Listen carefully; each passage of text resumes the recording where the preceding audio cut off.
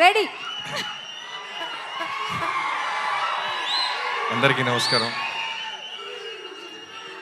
ఇప్పుడు మాట్లాడలేండి, అరిస్తే audio function అయితే మాట్లాడచ్చు, ఫ్యాన్స్ ఫంక్షన్ అంటే ముందు రమ్మంటారా? ముందుకు వచ్చాలి, చాలా రోజులు.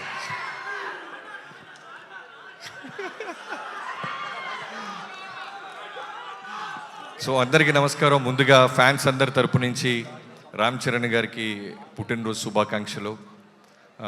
నాకు లోడ్ అయినాయి, సంక్రాంతికి లోడ్ అయినాయి, ఇంకా కంటిన్యూ అవుతున్నాయి. సో నాకు ఎప్పుడూ చరణ్ గారిని చూసినప్పుడు ఒకటే అనిపిస్తుంటుంది, మెగాస్టార్ గారి కొడుకుగా పుట్టడం అనేది అదృష్టం అని అందరూ అనుకున్నట్టే, అలానే ఒక పెద్ద ఛాలెంజ్ అది.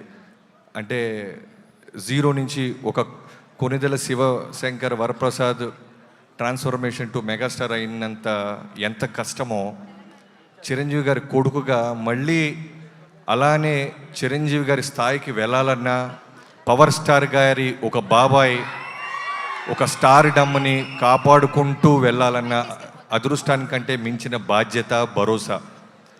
సో విపరీతమైన ఎక్స్పెక్టేషన్స్లో చిరుత దగ్గర నుంచి మొదలెడితే ఎంతోమంది ఫ్యాన్స్ అందరూ ఆనందపడ్డారు, మిగతా వాళ్ళందరూ కామెంట్ చేశారు, ఎక్కడో బాంబేలో ఉన్నోళ్ళు కొంచెం నెగిటివ్గా ట్వీట్స్ చేశారు, నెగిటివ్గా రాశారు. ఓపిక్గా కొడితే గ్లోబల్ ఊగిపోయేలాగా కొట్టిన రామ్ చరణ్ గారికి, నిదానంగా నెమ్మదిగా ఉంటూ చిరంజీవి గారిలాగా వాళ్ళ బాబాయ్ పవర్ స్టార్ గారిలాగా ఓన్లీ పనితోనే సమాధానం చెప్తూ ఇవాళ రోజున చిరంజీవి గారి ఫ్యాన్స్ అందరికీ, పవర్ స్టార్ గారి ఫ్యాన్స్ అందరికీ నేనున్నానంటూ కంటిన్యూ చేస్తున్న దానికి నిజంగా చాలా చాలా great.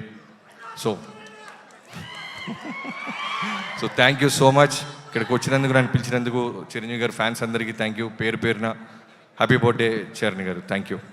Thank you Bobby sir, thank you. Time sir, మీ చేతుల మీదుగా మన సింగర్ జాన్ గారు ఖమ్మం నుంచి వచ్చారు. ఆయనకు ఒక చిన్న మొమెంటో